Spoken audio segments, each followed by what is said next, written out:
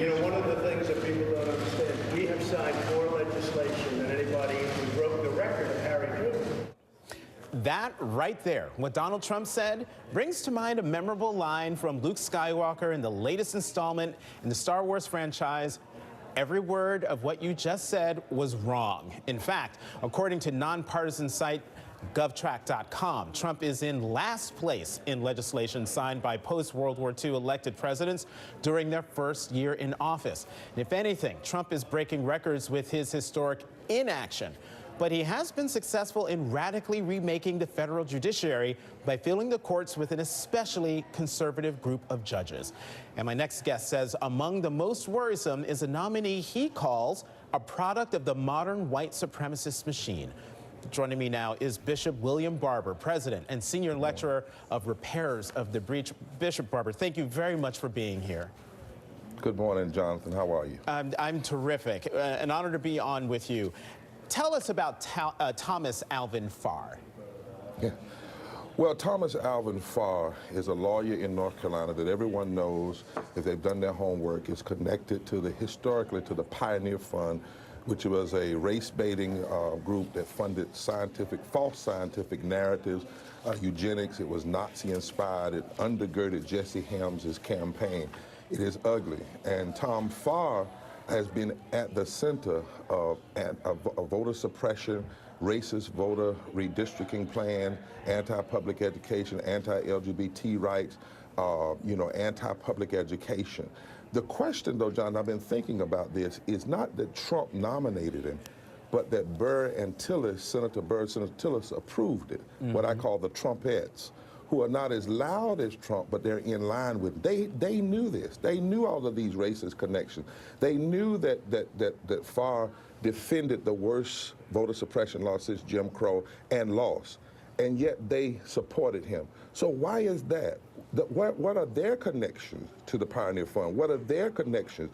We know that Tom Tillis was the Speaker of the House when all of these racist laws were passed, and now he's up for re-election. And where are the white evangelicals? You know, the scripture says, hate evil and maintain justice in the court. Farr has been against justice and against voting rights and against civil rights. These are some serious questions before us as a nation.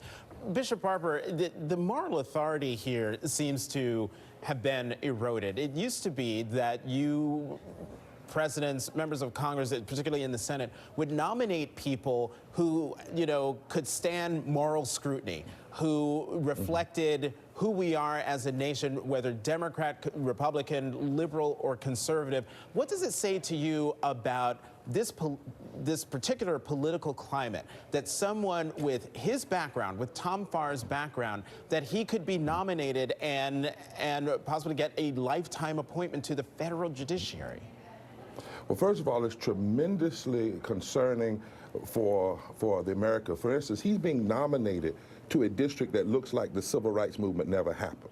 We need to understand that, predominantly in the Eastern District. Number two, they blocked 2 qualified black women, or 1 Supreme Court justice, to get to him. So there's chauvinism involved in this as well as racism. Number three, as I said, where are the white evangelicals that are always talking about what the scripture says about justice? But lastly, this is saying something about the senators and Trump. It's saying that there are times that people, as Maya Angelou said, when people show you who they are, believe them. If you nominate this person, and all of what I'm saying is known. It was known before we wrote the op-ed. They knew this.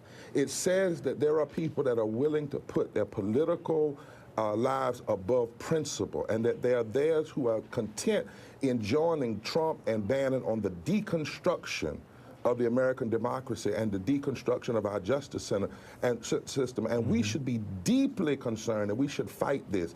This Tom Farr was nominated before and didn't make it. He didn't make it. But what he's being rewarded, Jonathan, he lost on voter suppression. He lost the case on redistricting. The court said what he was defending was a form of surgical racism, and his reward is to try to put him on a lifetime appointment where he can be a judge and facilitate his racist and white supremacist Bishop- ideology.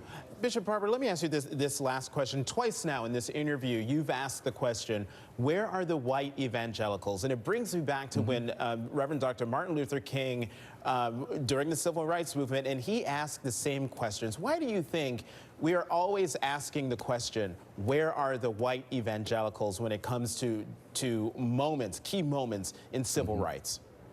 Well, first of all, because I'm an evangelical, so I believe white evangelical is borderline heresy. It is based more on the word white than evangelical. Secondly, because I know the history of where this stuff comes from, the spiritual mobilization that stood up against Franklin Delano Roosevelt, that has deep roots in the pockets and the money of oligarchy.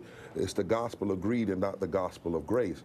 But thirdly, because they always want to say they represent the moral framework, and they try to limit morality to things like being anti-abortion, anti-the gay community, pro-prayer in school, pro-guns, pro-property rights, which are the least things that the scriptures talked about. But the scriptures talk about how do we treat justice, how do we treat the poor, how do we treat the least of these. So I challenge them, if you're going to be in the public square, be there for real, or we're going to challenge you on your heresy of always standing on the wrong side of issues. Bishop William Barber, thank you very much. Happy New Year. Thank you so much. God bless.